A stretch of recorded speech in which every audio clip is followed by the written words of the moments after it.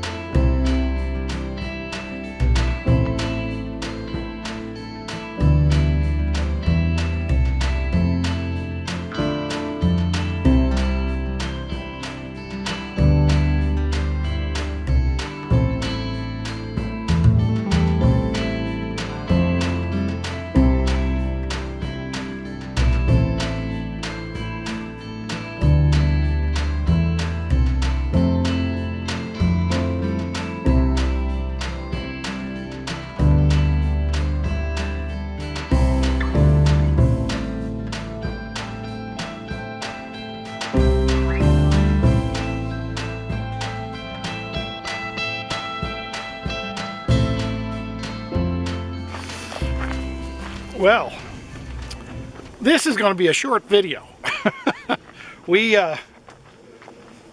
grabbed the trailer, packed it up, as you know we've been doing for the last 2 weeks, and loaded it up and headed to the mountains on one of these overland trails that's 4-wheel only. We've done some raising up of the trailer so it doesn't scrape bottom, and you can go over some deep ruts and stuff, and it works great. But we got up on top of the ridge and the fog started rolling in and it started to rain, and I don't have cell service very well. We took a hike and got cell service, and they say it's going to continue to rain, and it looks pretty bad up here. So we've decided that we're going to pack up and head back to home, since it takes about 4 hours to get out of here. And I did a dumb thing. I did not bring my hiking backpack. I have a hiking backpack that has my warm clothes and rain gear and everything but hiking boots. The hiking boots are in the car, but so I don't have any warm clothes, and it's 40 degrees now, and it's supposed to go down pretty cold tonight. So although I'd probably be fine in the A-liner, but I don't like being in the A-liner. I like being out walking around, hiking and doing stuff. So we're gonna head back. We'll entice you with the scenery along the roadsides as we drive out of here, and the terrible road that comes in here.